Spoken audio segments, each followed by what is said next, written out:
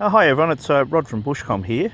Just making a short little video to have a little bit of a teaser of a new product that we're working on at the moment. In our military range we have an end fed dipole called a Mil1. We get a lot of inquiries about this antenna, but being made of Kevlar and a few other expensive materials, the price is up a little bit. So we decided to take the same basic components and try to get the price down to a point where people wanting to use them on the weekends for going out in the bush and things like that was a much more attractive proposition.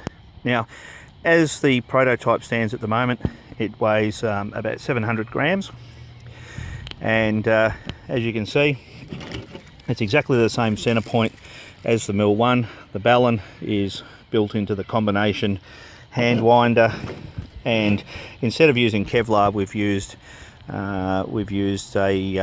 a 19 by 7 stainless 316 wire, which seems to work pretty well. No problems getting it on or off the center spool.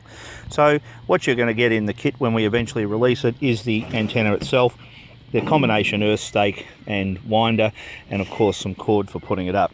Now, with that being said, I'm going to unwind this one, and we're going to put it up down here where we are, just in the local park, which is a nice real-world environment for testing an antenna rather than some fancy laboratory. And that being said, I'll get this one set up and be back in a few minutes. Hi everyone, back now. I've got the antenna set up. It took me about 10 minutes. My daughter here was helping me, which made it nice and easy. Now the center feed point is strapped to this nice big tree. I've gone around the tree once and then just off down to a little earth stake just down here. The ground's nice and wet. It's been raining a bit lately, so the earth's actually working quite well. I imagine you could use a vehicle or something like that as the earth point. Although that being said, we have used these antennas in some really dry ground. Like if you've seen the test of the Mil1 we did up in Brisbane, that was absolutely bone dry. So at the center of the antenna you can see the load. I won't walk all the way down to the end, but it's just in that little wattle tree there. Now the antenna is only probably at the highest point maybe 6 feet off the ground. It's just above my head height.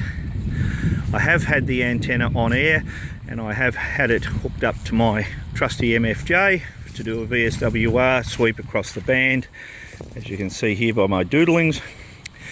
I have spoken to a mate of mine, Dave from HF Radio Sales, on a frequency 40 metre band, and he's in Brisbane and I'm down in the outer eastern suburbs of Melbourne, so I was very happy with the performance there. Now, as I say, this is a prototype. It is based on our military Mil1 antenna, and we've just basically changed the radiating element. It's still fairly nice and easy to wind up and to get deployed, and the performance from the 316 stainless seems to be very good as well.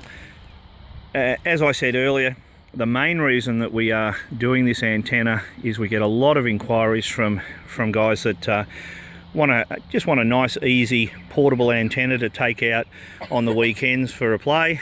And the Mil1 being a military specification product, it's not a cheap antenna. And so far this is looking very promising. The retail price on this, the target price, is going to be under $395, and we've got a little bit more testing and tweaking to do. But this little short video was just a teaser, and keep an eye on our video, our YouTube channel, and this antenna should be released for market soon. Thanks for watching. Okay, I just thought I'd make one small addition to the video, and that is packing up the antenna. Once you've removed the earth spike from the ground, it goes through the center feed point. You've got a little swing out handle here. Now I have found it easier with the 4 meter earth side of the antenna just to wind it up by hand, because it's quite short and it winds up very quickly. And then to get the rest of the antenna wound up, it is just a matter of winding the antenna over and over and over and over again. And of course, if you're unwinding, it comes off the spool just as easy. So there you go, just a little quick addition to the video on the deployment and the pack up of the antenna.